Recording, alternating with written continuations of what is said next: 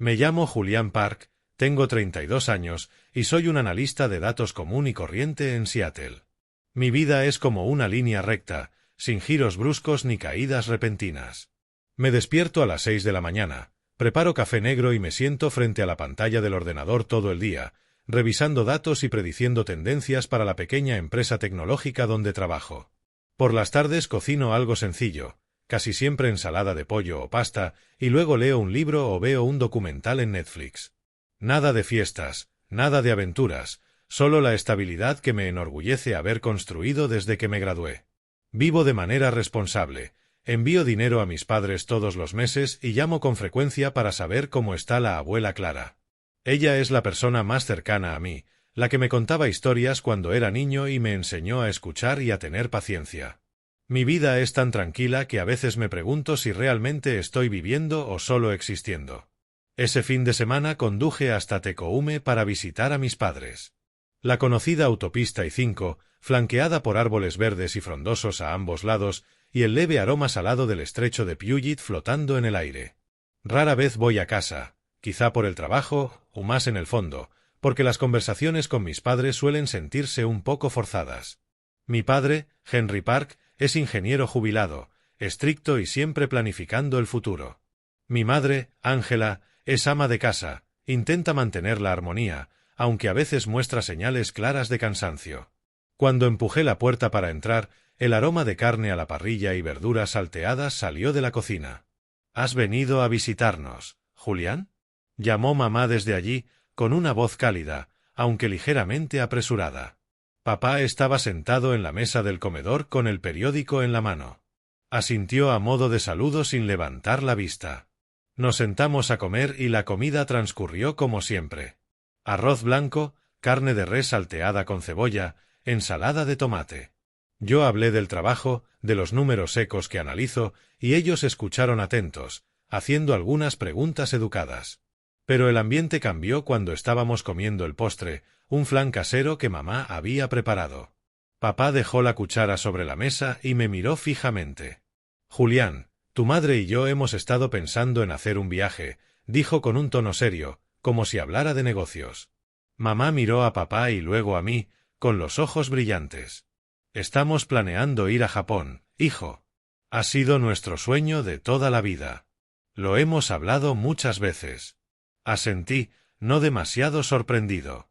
Ya lo habían mencionado antes, hablando de templos antiguos, cerezos en flor y una gastronomía refinada. Pensé que solo era un sueño lejano. Pero ahora hablaban en serio. Necesitaremos un poco de ayuda económica de tu parte, añadió mamá, con voz suave pero llena de esperanza. Los boletos de avión, los hoteles, la comida, nada de eso es barato, y si no vamos ahora, quizá nunca tengamos otra oportunidad. Mi corazón empezó a latir un poco más rápido. No soy millonario, pero con un sueldo estable y algunos ahorros, podía cubrirlo. Aún así, algo me hizo dudar. En mi mente apareció la imagen de ellos dos viajando, felices y libres, pero faltaba alguien. La abuela Clara, que ya tiene 78 años, vive con mis padres, pero muchas veces pasa sola en su habitación. Una vez me habló de Japón, con la voz temblorosa de emoción. Allá la gente vive mucho tiempo, Julián. Respetan a los ancianos, se inclinan ante ellos, los cuidan como tesoros. Me gustaría ir una vez, solo para entender su cultura. Sus palabras resonaron en mi mente y me impidieron aceptar de inmediato. De acuerdo, dije despacio, mirándolos a los ojos. Pagaré todo, pero con una condición.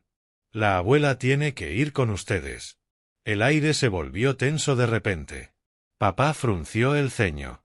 Mamá abrió la boca, sorprendida. ¿Qué acabas de decir? ¿Quieres que tu abuela viaje con nosotros? Papá negó con la cabeza de inmediato. Eso no funcionará, Julián. Es mayor, se mueve despacio. Se cansará y hasta podría arruinarnos el viaje. Mamá intervino, preocupada. No está acostumbrada a viajar lejos y es muy delicada con la comida. El cambio de horario podría hacerla sentir mal. ¿Y si pasa algo allá? ¿Cómo lo manejaríamos? Empezaron a enumerar razones sin parar. Que no se adaptaría, que retrasaría el itinerario, que se quejaría de la comida. Yo los escuchaba, pero dentro de mí crecía una sensación de injusticia. Hablaban como si ella fuera una carga, no parte de la familia. El corazón me latía con fuerza, la adrenalina subía como si estuviera en un debate crucial. Hablé más despacio, pero con una firmeza que no podía ocultar. Si la abuela no va, este viaje ya no tiene sentido para mí. Recuerdo perfectamente que dijo que quería visitar Japón al menos una vez en su vida. Este no es solo su sueño. También es una oportunidad para que ella cumpla algo que ha deseado durante muchísimo tiempo. Mis padres se miraron, con el rostro enrojecido. La voz de papá sonó baja y molesta. ¿Nos estás obligando? Este es nuestro viaje. No retrocedí. Los miré con calma, pero con determinación. No obligo a nadie. Solo quiero que sea justo. La abuela también lo merece. Si no va incluida, no apoyaré el viaje. El ambiente en el comedor se volvió espeso. Nadie dijo nada más. Solo se escuchaba el leve tintinear de las cucharas contra los platos, un sonido solitario y pesado, como si marcara una línea que acababa de trazarse. Me sentía nervioso, como al borde de un precipicio, temiendo que se negaran y todo se derrumbara. Pero después de un largo silencio, mamá suspiró. «Está bien, la llevaremos». Papá asintió de mala gana. En sus ojos se notaba claramente el disgusto. Aceptaron, no por alegría, sino porque no querían perder el dinero. Sentí alivio, pero mezclado con tristeza. ¿Por qué nuestra familia tenía que ser así? A la mañana siguiente fui a ver a la abuela. Vive en una casa pequeña cerca de Tecoume, donde cultiva rosas y pasa el día leyendo. Cuando le conté del viaje, sus ojos se iluminaron como estrellas. ¿De verdad, Julián? ¿Voy a ir a Japón? Su voz temblaba de emoción.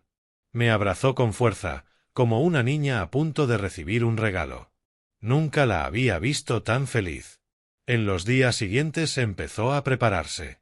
La ayudé a comprar ropa cómoda, chaquetas ligeras, pantalones holgados, zapatos para caminar. Pasaba horas investigando la cultura japonesa en la tableta que yo le había regalado, aprendiendo saludos sencillos. Konnichiwa, arigat. Los escribía con cuidado en una libreta pequeña, con letra temblorosa pero llena de determinación. Cada noche la llamaba para saber cómo estaba, escuchándola contar lo que había aprendido.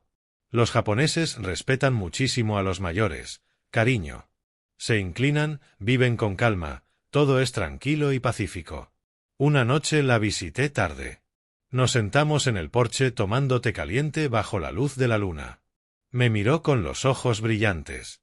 Julián, este podría ser el último viaje de mi vida. Sus palabras me apretaron el pecho, pero su tono no era triste, sino agradecido. No le tengo miedo a la muerte. Solo quiero vivir cada momento plenamente. Le tomé la mano, con las emociones desbordadas. Por primera vez sentí que mi decisión había traído verdadera felicidad a alguien. Estaba tan emocionada que su alegría se volvió contagiosa y olvidé por completo la tensión con mis padres. El día que los despedí en el aeropuerto de Seatak, lloviznaba. La abuela era la más emocionada, arrastrando su pequeña maleta con una sonrisa radiante. «Muchas gracias, Julián», me dijo, abrazándome fuerte. Mis padres eran distintos. Sonreían de manera forzada y en sus ojos se notaba la incomodidad, quizá porque la presencia de la abuela hacía que el viaje no fuera tan perfecto como lo habían imaginado. Los vi subir al avión con sentimientos encontrados, deseando que todo saliera bien, pero con una vaga inquietud. Durante los días que estuvieron en Tokio, hacía videollamadas frecuentes con la abuela. En la pantalla aparecía sentada en el hotel, con una ventana detrás que daba a calles limpias y ordenadas.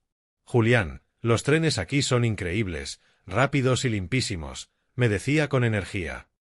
«No hay ni un papel en el suelo. Los jóvenes se inclinan ante los ancianos. Me siento respetada». Me hablaba de comidas sencillas, sushi fresco, ramen caliente y del trato atento de la gente. Al verla sonreír con los ojos brillantes, me di cuenta de que hacía mucho tiempo que no era tan feliz. Vivía exactamente como deseaba, siendo escuchada y valorada como merecía. Esas llamadas me dejaban esperando la siguiente, como si yo viviera a través de ella. pero en el fondo sentía una inquietud difusa. ¿La estarían tratando bien mis padres? Aparté el pensamiento, esperando que todo estuviera bien. 2 semanas pasaron en un instante. El viaje terminó y conduje hasta Seatac con una sensación extraña de alivio. En el camino sonreía, imaginando a toda la familia regresando a casa sana y salva. La abuela hablaría sin parar de las maravillas de Tokio y mis padres. Quizá admitirían que llevarla había sido una buena idea. Incluso había hecho planes: cenar en casa de mis padres, escuchar sus historias y regalarle a la abuela una libreta nueva para que escribiera sus recuerdos. Todo parecía completo, como un final feliz que yo mismo había escrito. Aparqué y miré el reloj. El vuelo aterrizaba a las 3 de la tarde, faltaban solo 20 minutos. El corazón me latía un poco más rápido, pero era una emoción agradable. Entré a la sala de llegadas internacionales, llena de gente con carteles de bienvenida y anuncios resonando por los altavoces. Busqué entre la multitud 3 rostros conocidos. Primero vi a papá, arrastrando su maleta, con aspecto cansado. A su lado estaba mamá, con el cabello algo despeinado, pero forzando una sonrisa. Empujaban el carrito con el equipaje. Les hice señas. Mamá, papá, estoy aquí. Me vieron y asintieron, pero sus sonrisas eran tensas. No la alegría que uno espera después de unas vacaciones. Sentí un pequeño vacío en el estómago, pero pensé que solo estaban cansados. Abracé a mamá, le di una palmada a papá y pregunté: ¿cómo estuvo el viaje? ¿Están todos bien? Entonces me di cuenta de que la abuela no estaba. El carrito estaba lleno de maletas, pero solo había 2 personas. ¿Dónde está Clara? Miré alrededor. Ella camina despacio, pero debería estar aquí. La sala empezó a vaciarse y no había rastro de ella. Una inquietud profunda me apretó el pecho. ¿Dónde está la abuela? ¿Por qué no la veo? Pregunté, intentando mantener la calma, aunque la voz ya me temblaba. Mis padres se miraron, evitando mis ojos. Papá se aclaró la garganta. Mamá se mordió el labio. Clara decidió quedarse en Japón, dijo ella de manera evasiva. No quiere regresar. Le gusta más la vida allá, hijo. Japón es bueno para su salud. El aire es limpio. Respetan a los mayores. Sus palabras me golpearon como un puñetazo. ¿Quedarse? ¿La abuela decidió quedarse? Negué con la cabeza, tratando de procesarlo. 2 días antes había hablado con ella por videollamada. Estaba radiante, hablándome de un último paseo por un jardín de cerezos. Cuando volvamos a casa te prepararé ramen, Julián. Ya aprendí cómo hacerlo. Ni una palabra sobre quedarse. Estaba feliz y deseando volver. ¿Quedarse? ¿Por qué no me dijo nada? Pregunté, con la voz alzándose. Papá intervino. Fue una decisión repentina. Intentamos convencerla, pero estaba decidida. La vida allá le sienta mejor. No lo creí. Hoy era el día del regreso y no había recibido ni una llamada ni un mensaje de ella. Siempre avisaba todo. Saqué el teléfono y marqué su número, con las manos temblando. Sonó una y otra vez, sin respuesta. Abuela, soy Julián. ¿Dónde estás? Por favor, llámame, dejé en el buzón de voz. Mis padres permanecían incómodos, en silencio. Las preguntas me inundaban. ¿La habían obligado? ¿Había pasado algo? Me tragué la rabia. Vámonos al coche. Luego hablamos. Empujé el carrito hasta el estacionamiento, con el viento frío erizándome la piel. Todo se sentía irreal. Entonces pasó lo inesperado. El bolso de mamá se deslizó y cayó al suelo. El cierre se abrió y el contenido se desparramó. Pasta dental, una toalla pequeña, recuerdos, y entonces me quedé helado. Entre todo eso estaban el pasaporte de la abuela, su identificación y el viejo teléfono que siempre llevaba. El corazón se me detuvo. ¿Por qué estaban en el bolso de mamá? Me agaché y los recogí, temblando. La foto sonriente de la abuela en el pasaporte. El mismo teléfono con el que me llamaba. Me giré de golpe hacia mis padres. ¿Qué es esto? Los documentos de la abuela. Su teléfono. ¿Por qué los tienen ustedes? Mi voz salió más alta de lo que pretendía. Papá se puso pálido. Mamá balbuceó. Solo los estamos guardando por ella. Quiso quedarse y nos los dio para traerlos. Papá asintió rápido. Sí, eso. Dijo que no los necesitaría por ahora. No les creí. La evitación de mirarme, las contradicciones, todo indicaba una mentira. La abuela jamás dejaría sus documentos así. Una sospecha terrible me recorrió la espalda. ¿La habían abandonado en Japón? ¿Sola, sin documentos ni forma de comunicarse? ¿Por qué no me llamó? ¿Por qué no me avisó antes? Exigí. Titubearon. Mamá dijo que estaba ocupada y que no quería preocuparme. Yo ya lo veía claro, estaban ocultando algo. Contuve el impulso de llamar a la policía ahí mismo. Vámonos a casa. Hablaremos bien allá. Conduje de regreso a Tekoume en completo silencio. Esa noche no pude dormir. Mi apartamento se sentía opresivo. Imaginaba a la abuela perdida en Tokio, sin ayuda. La ansiedad me consumía. A la mañana siguiente tomé una decisión. Abrí el portátil y busqué vuelos a Tokio. Tenía que encontrarla. El vuelo más temprano salía esa misma tarde, de Seattle a Narita. Metí ropa, mi pasaporte y mis ahorros en una mochila. Llamé a mi jefe pidiendo permiso urgente. No me importó nada más. En el aeropuerto, el corazón me latía sin parar. Una vez en Tokio iría directo al Sakura Inn, en Shinjuku, el hotel del que ella hablaba tanto. El vuelo duró más de 10 horas, una pesadilla despierto. Cuando el avión aterrizó en Narita, ya era de noche y llovía. Tomé un taxi de inmediato.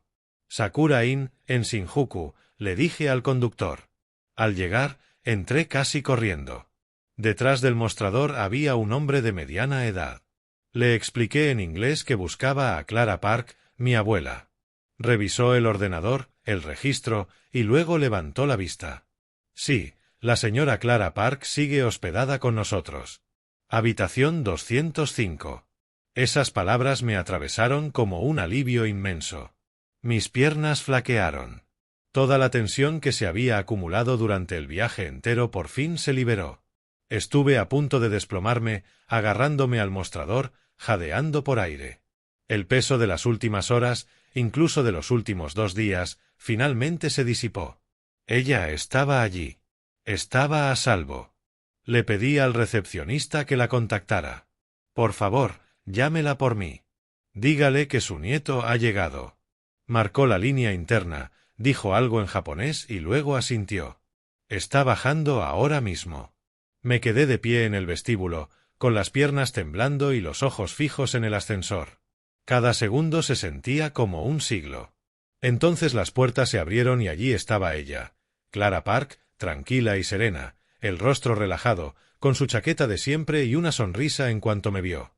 No parecía alguien abandonada ni en peligro. Se veía sana, con la mirada brillante y caminando con paso firme. —¿Julián? ¿Qué haces aquí? Me llamó con una voz cálida. Corrí hacia ella y la abracé con fuerza hasta que soltó una pequeña risa. —Me estás dejando sin aire. La solté enseguida y la examiné de pies a cabeza.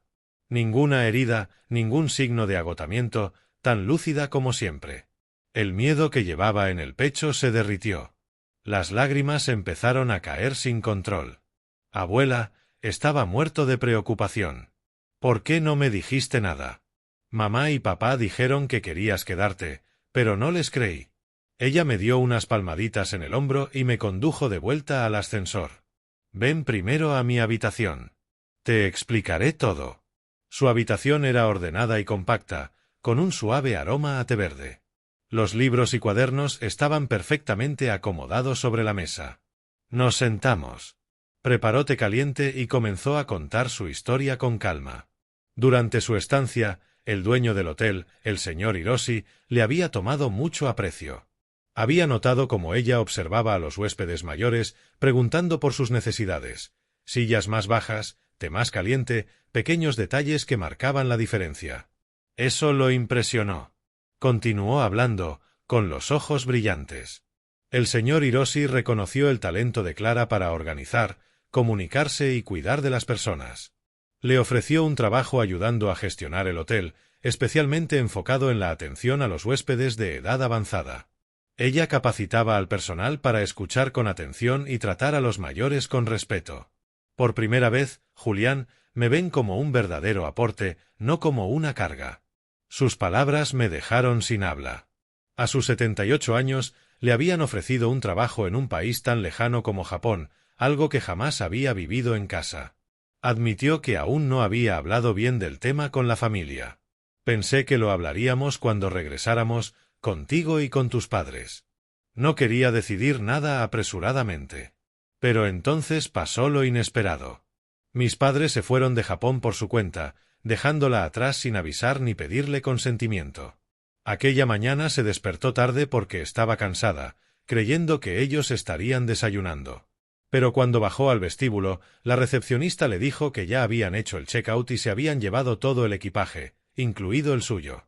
Lo contó con un leve temblor en la voz, aunque seguía serena. Se habían llevado todos sus documentos de identificación y su teléfono. Dijeron que los guardaban por ella, pero nunca imaginó que la abandonarían así. Cuando se dio cuenta de que estaba sola en un país extranjero, quedó paralizada. Yo la escuchaba con el corazón acelerado, con ganas de llorar. Sin documentos, sin dinero, sin forma de contactar a nadie, pensó, ¿voy a morir aquí? Pero en ese momento acudió al señor Hiroshi. Él fue maravilloso. Le permitió quedarse temporalmente y le ofreció contactar a la embajada, pero ella decidió intentar el trabajo y ver si podía salir adelante. Yo me quedé en silencio, aliviado de que estuviera a salvo, pero con el corazón destrozado. El respeto y el reconocimiento que Clara estaba recibiendo de completos extraños nunca los había tenido dentro de su propia familia. Mis padres la veían como una carga, otros veían su valor. Las lágrimas volvieron a caer. Lo siento tanto, abuela. Debí haber ido contigo. Ella negó con la cabeza y me abrazó. No es tu culpa. Estoy bien. Para que no se sintiera triste ni culpable, le expresé mi apoyo. Si quieres quedarte, te apoyaré. Le devolví todos sus documentos y su teléfono, los mismos que había sacado del bolso de mi madre. Los aceptó con una sonrisa suave. Gracias. Me quedaré. Solo prométeme que seguirás llamándome. Eso es todo lo que necesito. Al día siguiente reservé un vuelo de regreso. Desayunamos con el señor Hiroshi. Me estrechó la mano y dijo en un inglés pausado, «La señora Clara es una persona maravillosa. La cuidaremos muy bien». Ella me despidió en el aeropuerto de Narita, tranquila y fuerte, abrazándome con firmeza. «Vuelve a casa y vive bien. Estoy orgullosa de ti». Subí al avión con el corazón pesado por el dolor causado por mis padres, pero lleno de confianza en el nuevo camino de mi abuela. Ella realmente estaba viviendo, y yo había aprendido que a veces la familia no se trata de obligación, sino de libertad. El vuelo de regreso a Seattle se sintió como una pesadilla en vigilia. Pero esta vez, al menos, mi corazón no latía con pánico puro.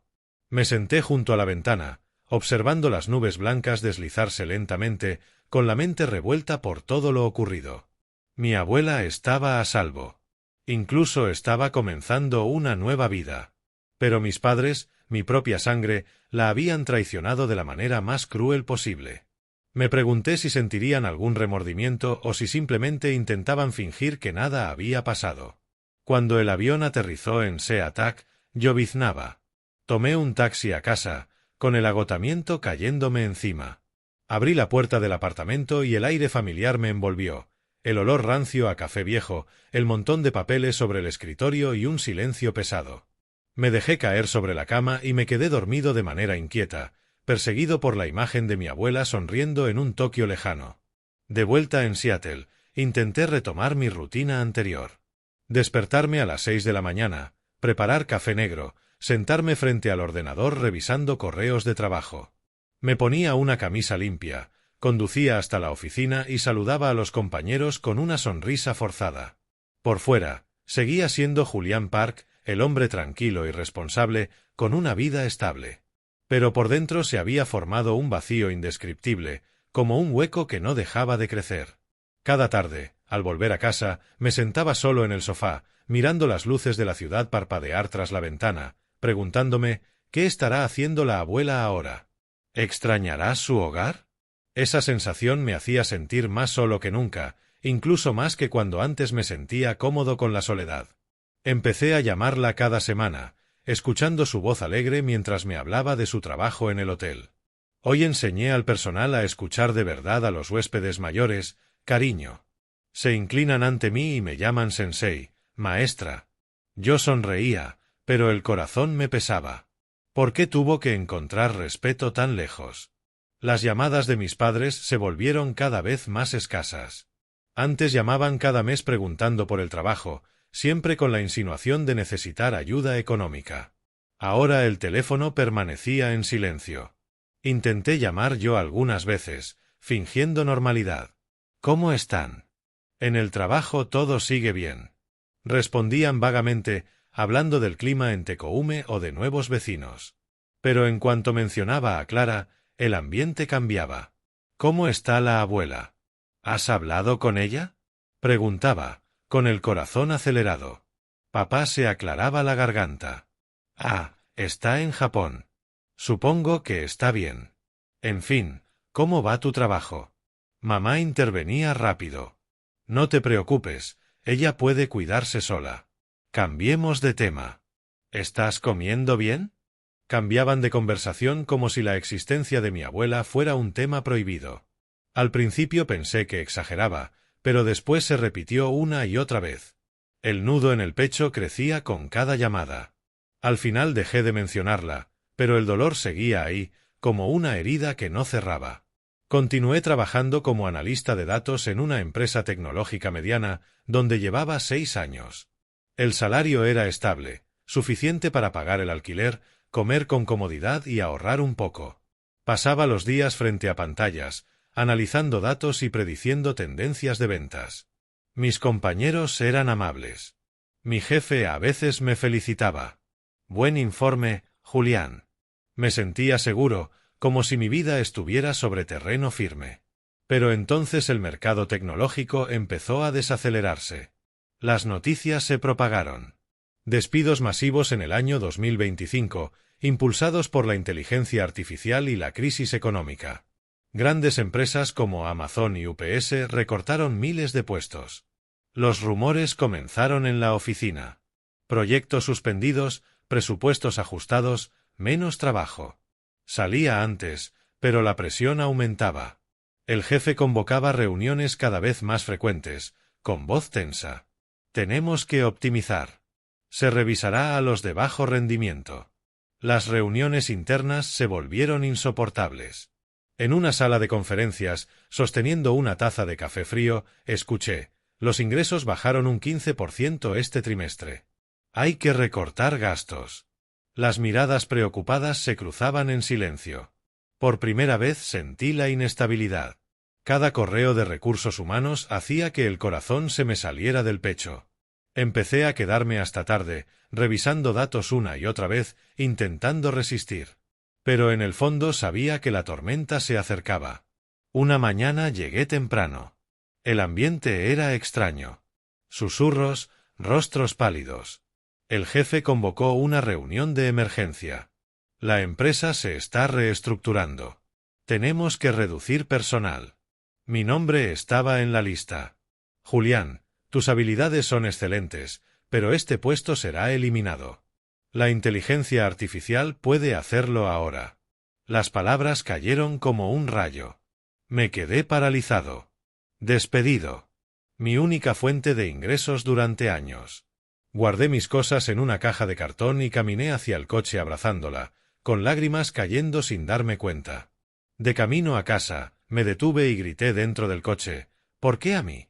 Los ahorros que había acumulado comenzaron a desaparecer rápidamente. El costo de vida en Seattle era altísimo: $2.000 mensuales de alquiler, seguro médico, servicios, comida. Presupuesté cada centavo, cancelé suscripciones, comí de forma austera. Aún así, no alcanzaba. El dinero se iba día tras día. Caí en el desempleo, pasando horas frente al ordenador enviando solicitudes. Actualicé mi currículum, destacando 8 años de experiencia en análisis de datos. Las respuestas eran siempre las mismas o, peor aún, el silencio. Los días pasaban en una neblina de impotencia. Revisaba el correo de forma obsesiva. El miedo crecía. ¿Cómo iba a sobrevivir? Reducí gastos al mínimo. Desayunaba café negro, almorzaba unos huevos, cenaba sándwiches de queso. Dudaba ante cada compra. ¿Compro leche hoy o la guardo para mañana? Aplazaba pagos, usaba más ropa en lugar de encender la calefacción. El apartamento se volvió frío, no por el clima, sino por la soledad. Mantenía contacto regular con Clara por videollamada. ¿Cómo estás, cariño? Preguntaba desde Tokio. Yo forzaba una sonrisa. Estoy bien, abuela. El trabajo sigue ocupado. Le ocultaba la verdad para no preocuparla. Pero con cada llamada, el peso en el pecho aumentaba. Ella hablaba de sus logros mientras yo me hundía. En mis momentos más desesperados, acudí a mis padres varias veces. La primera vez conduje hasta Tecoume, me senté frente a ellos y reuní valor. Las cosas están difíciles en el trabajo. Solo necesito pasar un mal momento. ¿Podrían ayudarme? Papá me miró y respondió con frialdad. No es conveniente ahora, Julián. Tenemos nuestros propios gastos. Mamá asintió. Ya eres adulto.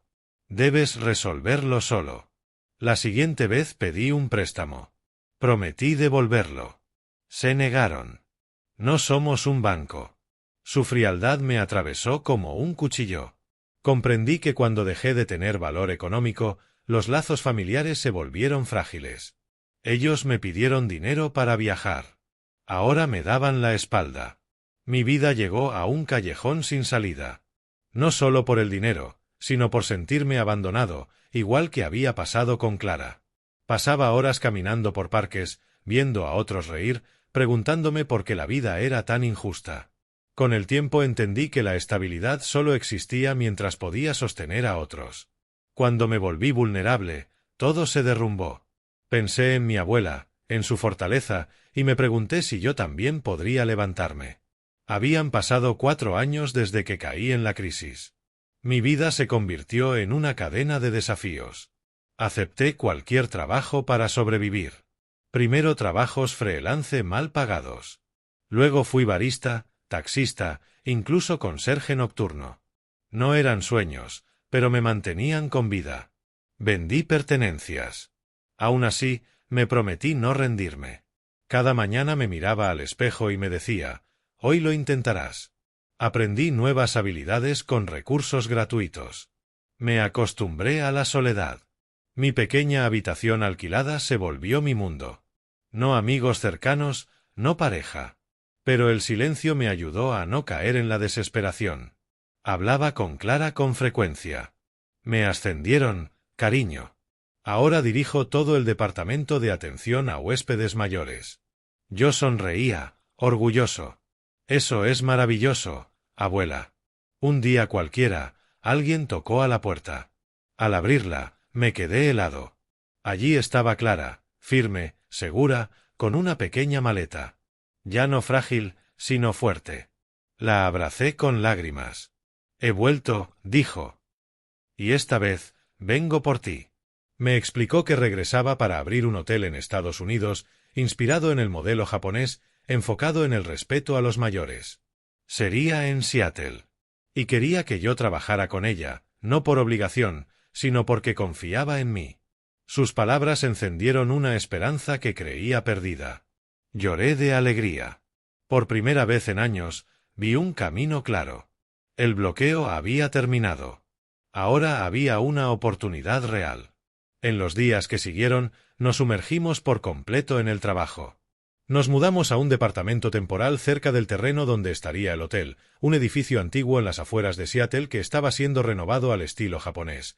Pisos de tatami, un pequeño jardín, un servicio atento y cuidadoso. Desde los primeros pasos, la planificación del presupuesto, la contratación del personal, la construcción del modelo operativo, me lancé de lleno, como una tormenta. Ella me guiaba con calma. Verás, atender a las personas mayores requiere saber escuchar, me decía. No solo oír palabras, sino comprender necesidades. Apliqué mis antiguos conocimientos en análisis de datos y creé un sistema para registrar y seguir los comentarios de los huéspedes. Cada día, mi corazón latía con fuerza al ver los avances. ¿Funcionaría el proyecto? Pronto, los medios locales comenzaron a cubrir el hotel tan particular. Un artículo en The Seattle Times, hotel de estilo japonés que honra a los adultos mayores, liderado por Clara Park. La comunidad empezó a prestar atención. Las familias llamaban para preguntar y mostrar interés. Leí el artículo con las manos temblorosas de emoción. Sentí que mi vida estaba cambiando, no por suerte repentina, sino por la confianza y la oportunidad que me había dado alguien que una vez fue olvidada, igual que yo. Mi abuela, abandonada en Japón, ahora me estaba levantando con justicia y sinceridad. Cada noche cenábamos juntos y hablábamos del futuro. Lo harás muy bien, Julián. Creo en tus capacidades, me decía. Y yo también lo creía. Mi vida ya no estaba estancada. Era un nuevo capítulo lleno de esperanza. El proyecto del hotel entró en su fase final de terminación y de repente todo se volvió más urgente que nunca. Aquellas semanas fueron como un torbellino que nos arrastró a mi abuela y a mí a un ciclo implacable. Nos levantábamos al amanecer, cuando Seattle aún estaba cubierta de niebla, y corríamos al sitio de construcción. El viejo edificio en las afueras se transformaba poco a poco en un hotel de estilo japonés. Cada detalle, por pequeño que fuera, se revisaba con meticulosidad, desde la instalación de los pisos de tatami importados hasta la colocación de los juegos de té verde en el vestíbulo. Recuerdo con claridad las reuniones nocturnas, sentados alrededor de una mesa de madera áspera, con los planos extendidos y café frío entre las manos. Esta lámpara debe ir más baja, para que los huéspedes mayores puedan alcanzarla con facilidad, decía mi abuela, con voz firme pero suave. Mi corazón se aceleraba cada vez que revisaba el progreso, preocupado por si los contratistas terminarían a tiempo o si surgiría algún error. Sin embargo, ese ritmo frenético me hacía sentir verdaderamente vivo. Ya no sobrevivía con trabajos temporales, sino que formaba parte de algo más grande que yo. El día de la inauguración finalmente llegó y quedó grabado en mi corazón como una hermosa cicatriz. Aquella mañana, el cielo de Seattle estaba inusualmente despejado, sin la típica llovizna. Nos encontrábamos frente al hotel, ahora llamado Sakura Haven, con su letrero dorado reluciente, su pequeño jardín exuberante y la entrada empedrada. Mi abuela vestía un kimono sencillo, el cabello plateado recogido con elegancia, parecía una reina humilde. Yo llevaba un traje negro y me temblaban las manos al acomodar la corbata, con el corazón acelerado por los nervios. ¿Estás listo?, me preguntó, con los ojos brillantes. Asentí, aunque por dentro una emoción indescriptible me invadía, una mezcla de orgullo y profunda sensibilidad. Cortamos la cinta ceremonial entre aplausos del personal y de los primeros invitados. Luego, la gente comenzó a entrar, parejas de adultos mayores, familias que traían a sus abuelos para hospedarse, incluso algunos reporteros locales. Observábamos en silencio cómo recorrían el vestíbulo con asientos bajos, la tranquila sala de ceremonia del té y al personal inclinándose con respeto. Un anciano sonrió ampliamente al recibir una taza de té caliente. Este lugar es como un Japón en miniatura, y el personal realmente respeta a los mayores. Esas palabras me hicieron llorar. Habíamos superado tanto juntos, desde noches sin dormir planeando hasta presupuestos ajustados, para llegar a ese momento. Mi corazón latía de alegría, aunque también con un temor difuso. ¿Tendría éxito el hotel? La gente seguía llegando y supe que ese era el verdadero comienzo. Los medios locales cubrieron ampliamente el nuevo modelo de hotel y todo se aceleró más de lo esperado. Apenas unos días después de la apertura, The Seattle Times publicó un reportaje destacado, Sakura Haven, un hotel que honra a los adultos mayores con filosofía japonesa. Resaltaron cómo poníamos el respeto y la comprensión en el centro, con servicios personalizados como asistencia para caminar despacio y sesiones de escucha. No vemos a las personas mayores solo como clientes, sino como huéspedes que necesitan ser escuchados y valorados, citaba el artículo a mi abuela. Luego llegaron las estaciones de televisión locales para grabar entrevistas en el vestíbulo lleno de vida. Mi corazón latía con fuerza cuando la cámara se dirigió a mí. Julián, ¿Qué piensas de este proyecto?, preguntó el reportero. Respondí con la voz ligeramente temblorosa. Esto no es solo un hotel. Es un lugar donde las personas son cuidadas como familia. El reportaje se difundió rápidamente en redes sociales y atrajo la atención de la comunidad. Los teléfonos no dejaban de sonar, familias preguntando por reservaciones, organizaciones de adultos mayores proponiendo alianzas, incluso inversionistas llamando. Seguíamos ansiosos los me gusta y las compartidas, entre preocupación y emoción. ¿Era esto el punto más alto o apenas el inicio? Esa atención era como una ola que nos elevaba, pero también me mantenía alerta. Teníamos que mantener la calidad y no decepcionar. Comencé oficialmente mi nuevo rol, asignado por mi abuela, supervisando las operaciones y el análisis de la experiencia del cliente. Era una mezcla perfecta entre los datos, tan familiares para mí, y la observación del mundo real. Cada mañana trabajaba en la oficina detrás de recepción, revisando comentarios en la computadora. El huésped A prefiere sillas más bajas. El huésped B necesita el té más caliente. Construía hojas de cálculo, anticipaba necesidades y proponía mejoras. Pero el trabajo no se limitaba a números fríos. Tenía que bajar al vestíbulo, observar cómo se movían los huéspedes y escuchar las historias que compartían. Al principio, yo era torpe. La carga laboral era intensa, una tarea tras otra sin descanso, reuniones matutinas, revisiones de habitaciones por la tarde, informes nocturnos. La responsabilidad era mucho mayor que cualquier cosa que hubiera vivido antes. Antes analizaba datos solo, ahora dirigía un equipo y tomaba decisiones rápidas. Mi corazón se aceleraba en las reuniones del personal. ¿Era correcta mi idea? Una vez, un huésped se quejó de que la habitación estaba demasiado silenciosa y quería música suave.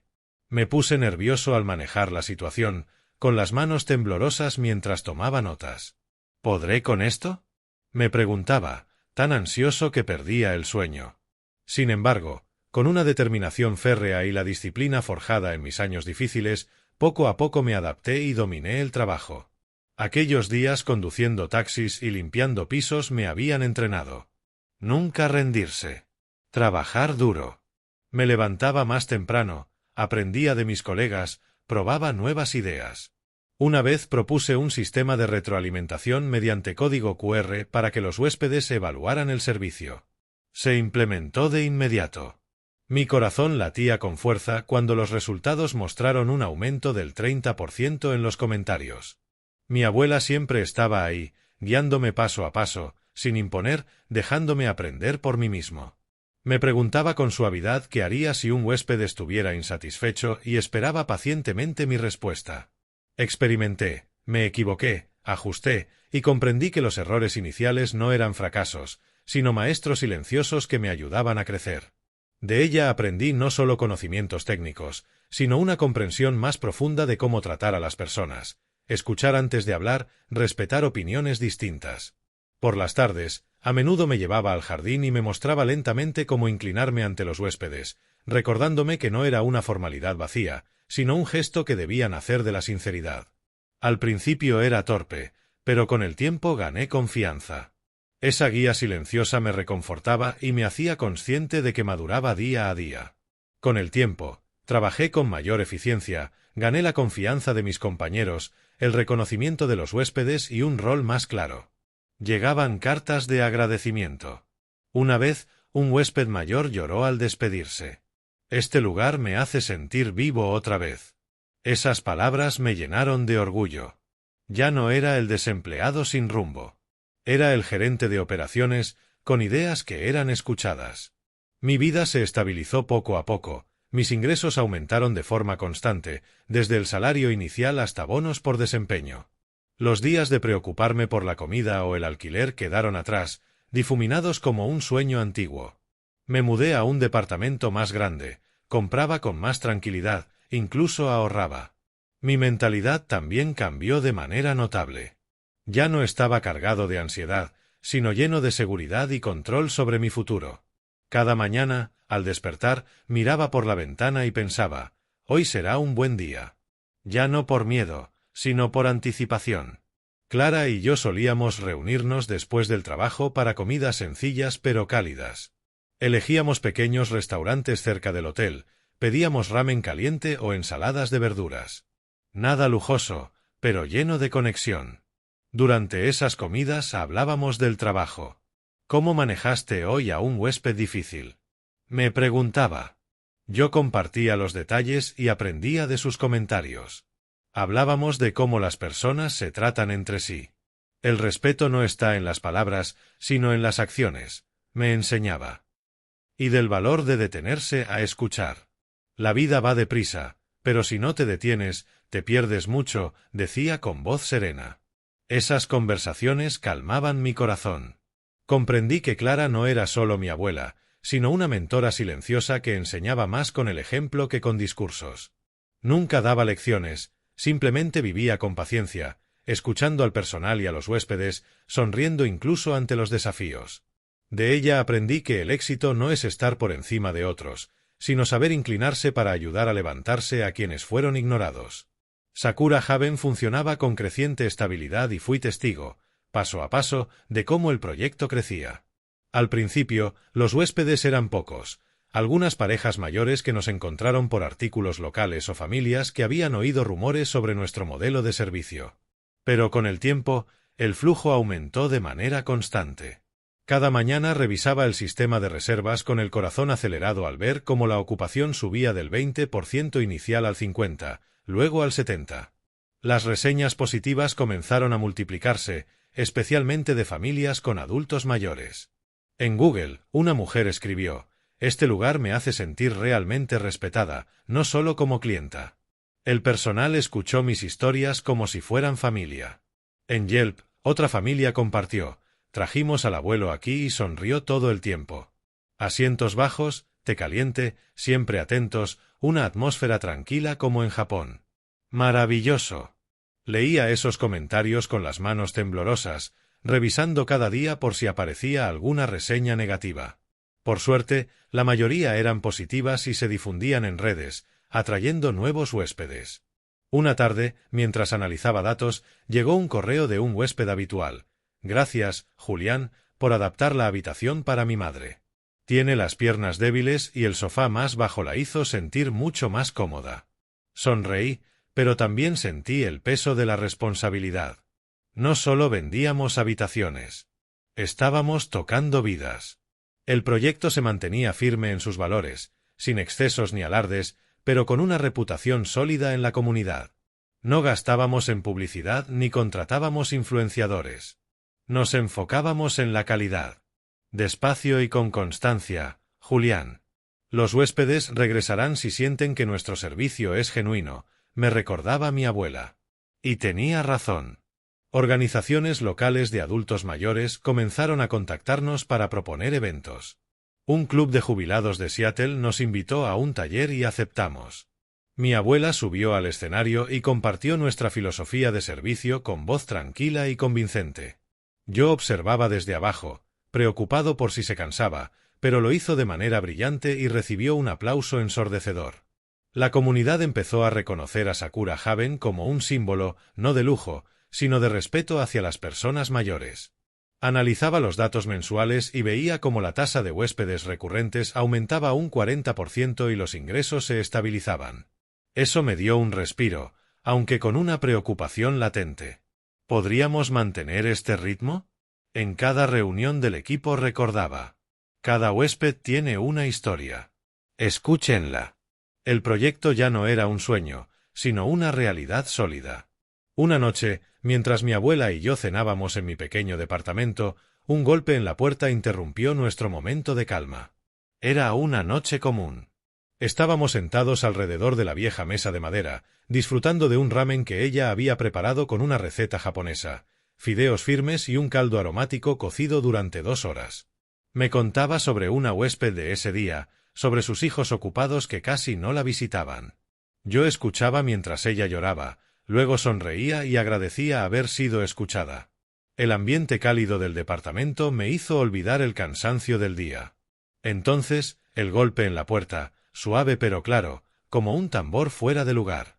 Mi corazón se aceleró. Una sensación de inquietud me invadió. ¿Quién podría ser a esa hora? Me levanté, caminé hacia la puerta con las manos ligeramente temblorosas. ¿Sería alguien del hotel con una emergencia? Respiré hondo, abrí la puerta y me quedé paralizado. Frente a mí estaban mis padres, Enrique y Angela Park, incómodos, con la mirada esquiva, muy distintos a la frialdad que recordaba. Papá llevaba una chaqueta vieja y sostenía una pequeña bolsa de regalo. Mamá estaba detrás, mordiéndose el labio, mirando al suelo con vergüenza. Se veían más envejecidos. El cabello de papá completamente blanco, mamá más delgada. Su aparición repentina hizo que mi corazón latiera con fuerza, mezclando sorpresa y enojo. Tartamudeé, incapaz de formar palabras. Durante años me habían evitado, me negaron ayuda cuando la necesité, y ahora aparecían sin aviso. Papá se aclaró la garganta.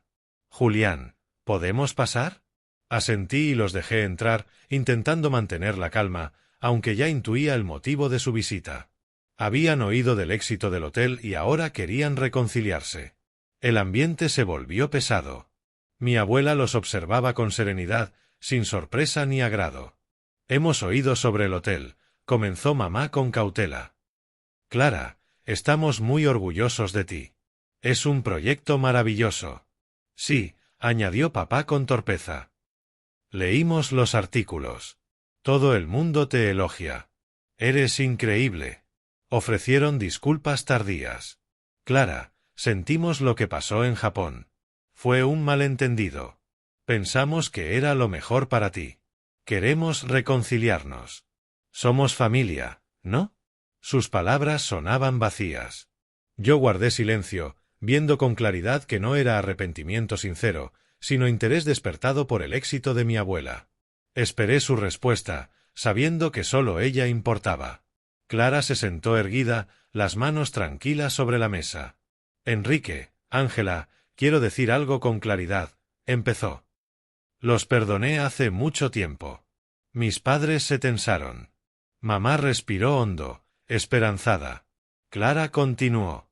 «Los perdoné no para fingir que nada ocurrió, sino para no cargar con rencor ni dolor.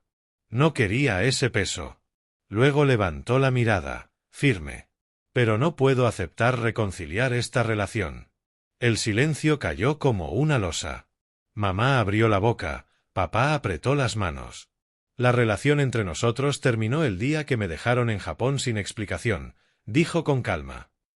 «Elegí una vida distinta, una en la que soy respetada y decido por mí misma.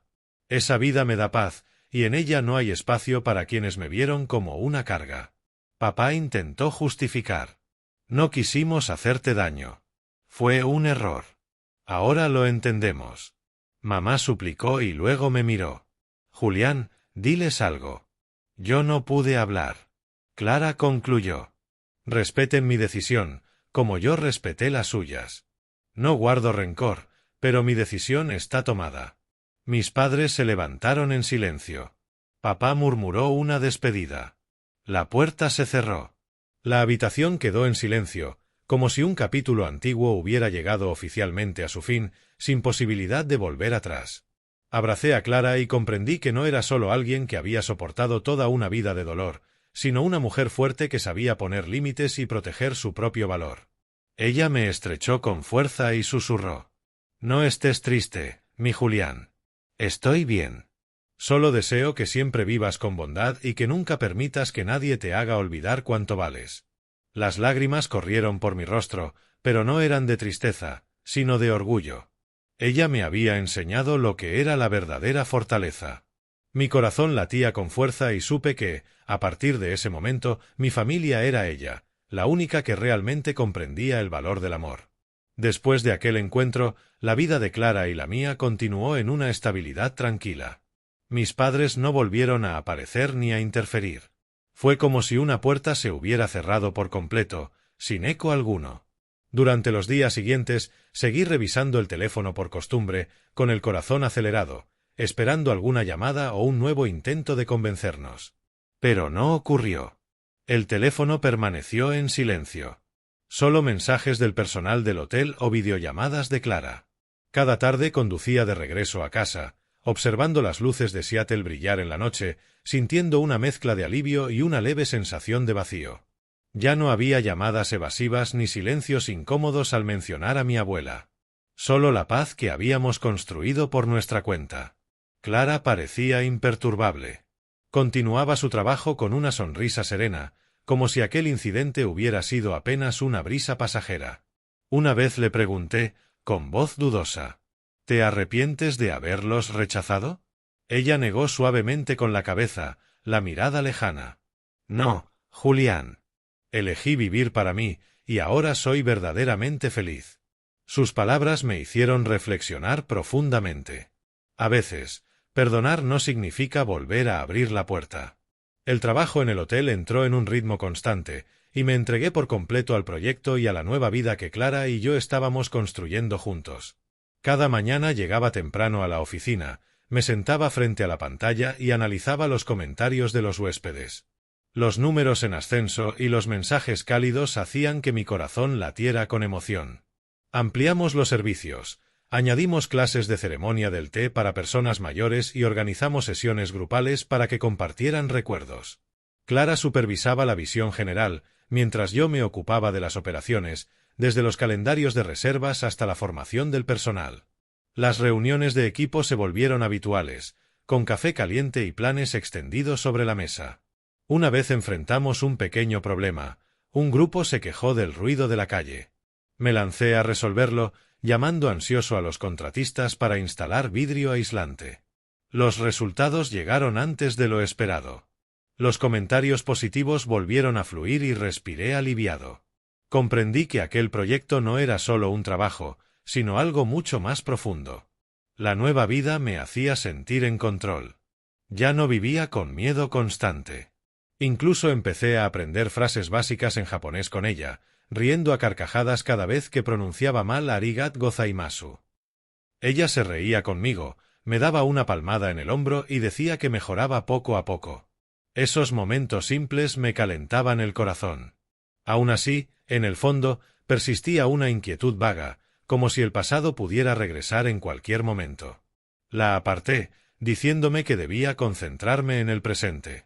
Un día, mientras estaba en la oficina detrás de recepción revisando los informes semanales de ingresos, sonó mi teléfono. Mi corazón se aceleró. Era un número desconocido, pero con el prefijo de Tekoume. Dudé un instante y respondí. Al otro lado estaba la voz de mi madre, Ángela, temblorosa, muy distinta a la última vez que la vi. Julián, tu padre se desmayó en casa. Lo llevamos a urgencias. Sus palabras me golpearon como un puñetazo en el pecho. El corazón me latía con fuerza. ¿Cómo está ahora? ¿En qué hospital? Pregunté, intentando mantener la calma. En el General de Tekoume. Los médicos lo están examinando. ¿Puedes venir? Miré el reloj. Faltaban 2 horas para terminar mi turno, pero no lo dudé. Voy enseguida. Mantente fuerte, mamá. Colgué y me quedé de pie, con las manos temblando mientras recogía mis cosas. A pesar del silencio prolongado y de las heridas del pasado, no pude ser indiferente. Al final, seguían siendo mis padres. Corrí al vestíbulo y le dije a Clara: «Abuela, tengo que ir al hospital. Papá se desmayó». Ella me miró con preocupación y asintió. «Conduce con cuidado. Yo me encargo aquí». Salí a toda prisa del estacionamiento, con el corazón desbocado. El pensamiento de si mi padre estaría bien me retorcía el estómago. Conduje hasta Tekoume bajo un cielo gris y tráfico lento. Cuando llegué al hospital, el olor a desinfectante me golpeó de inmediato. Mi madre estaba sentada en el pasillo, más delgada, con el rostro demacrado y los ojos rojos. Al verme, se levantó y me abrazó con fuerza. «Los médicos dicen que tu padre tiene cáncer de estómago». La palabra cayó como un rayo. Me quedé inmóvil. El mundo pareció tambalearse. El cáncer había avanzado en silencio. El tratamiento sería largo y costoso, en todos los sentidos. Entré a ver a mi padre. Henry yacía en la cama, pálido, con un suero en el brazo. Intentaba mantener su fachada de dureza, evitando mi mirada. «¿Cómo te sientes, papá?», pregunté, con la voz temblorosa. «Estaré bien», respondió débilmente. «No te preocupes. Habló poco de la enfermedad. En cambio, preguntó por el hotel, fingiendo normalidad. Me quedé un rato a su lado, tomándole la mano. Su piel estaba fría. Sentí compasión y enojo al mismo tiempo. Esa noche, le conté todo a Clara durante la cena. Ella escuchó sin interrumpir. ¿Cómo te sientes tú?, preguntó con suavidad. Preocupado y enojado, admití. Ella solo me tomó la mano. Tú decides por ti mismo. Con el tiempo, empecé a ayudar económicamente, llamaba cada semana y visitaba a mi padre cuando podía.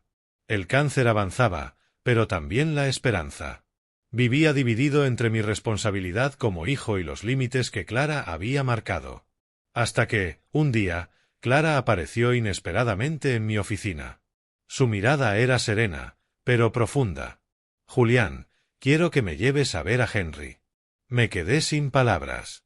Pero comprendí que, si ella lo había decidido, era porque estaba preparada. La llevé al hospital. Allí, con una calma admirable, le propuso llevar a mi padre a Japón para tratarse. El silencio fue absoluto. Nadie esperaba esa oferta. Finalmente, mi padre aceptó, entre lágrimas y disculpas sinceras. Clara no lo abrazó ni lloró. Solo asintió. Me encargaré de todo. Al salir del hospital, comprendí que Clara no ayudaba por obligación ni por olvido, sino porque había elegido la compasión sin rencor. Antes de viajar, Clara me confió la gestión total del hotel. Confío en ti, Julián. Acepté con el corazón acelerado. Era más que un trabajo. Era su confianza. Mientras ellos estaban en Japón, el hotel prosperó y mi vida se estabilizó. Recibía mensajes con buenas noticias. Mi padre mejoraba. Un año después, decidí viajar a Japón sin avisar. Reservé el vuelo, preparé una mochila y me permití respirar. Cuando el avión aterrizó en Narita, sentí que algo nuevo estaba a punto de comenzar. Tomé un taxi hasta la dirección que me había enviado mi abuela. Era una pequeña casa en las afueras de Tokio, rodeada por un jardín de cerezos. Al llegar, crucé el portón y me quedé paralizado al mirar a través de la ventana de la cocina, tan familiar. Una vivienda modesta, con techo curvo de tejas y un patio empedrado. Me acerqué en silencio, asomándome, y volví a quedarme inmóvil. Dentro, Clara y mi madre, Ángela, estaban cocinando juntas. Mamá reía por algo que decía la abuela, mientras ambas sostenían verduras entre las manos. Henry estaba sentado, leyendo el periódico, tranquilo y visiblemente más saludable. Su cabello seguía plateado, pero sus mejillas ya no estaban pálidas, sino sonrosadas. Mi corazón se desbocó por la sorpresa. Vivían juntos y parecían realmente felices. Abrí la puerta y entré. Durante un segundo, los tres se quedaron congelados, como si nadie creyera lo que estaba viendo. Luego, todo estalló a la vez. Mamá dejó escapar un sollozo ahogado. Papá se levantó despacio, con los ojos iluminándose. Y mi abuela se apresuró hacia mí. Nos abrazamos con fuerza tras aquella separación tan larga que había parecido eterna. Un abrazo suficiente para que volviera a sentir el calor familiar que creí perdido y que ahora había recuperado. Decidí quedarme unos días, tomándolo como un descanso poco común, sin horarios ni responsabilidades pesadas. Paseamos por las calles de Tokio, comimos ramen en puestos callejeros y visitamos templos antiguos. Durante esos días, observé en silencio cómo mis padres trataban a Clara. Vi respeto y mesura donde antes había control e indiferencia. Papá le pedía su opinión antes de tomar decisiones. Mamá la ayudaba a cocinar con una sonrisa sincera. Por primera vez, comprendí de verdad cómo se sentía una familia real. No una familia perfecta y sin errores, sino personas que habían aprendido a escuchar, a detenerse cuando era necesario y a respetar los límites indispensables. En ese momento entendí que la conexión no nace de aferrarse ni de aguantarlo todo, sino de que cada persona decida cambiar por lo que realmente importa. Una tarde, mientras mi abuela y yo conversábamos sentados en el porche, recordé todo lo que había vivido. Desde una falsa estabilidad, la caída, y luego el renacer gracias a la confianza de alguien que una vez fue ignorada. Le dije: «Abuela, recuerdo el día en que te abandonaron. Yo estaba aterrorizado. Ella sonrió. Y ahora todo es distinto. De ahí extraje la lección más importante. Los lazos de sangre no dan derecho a controlar la vida de los demás, y perdonar no significa volver al punto de partida.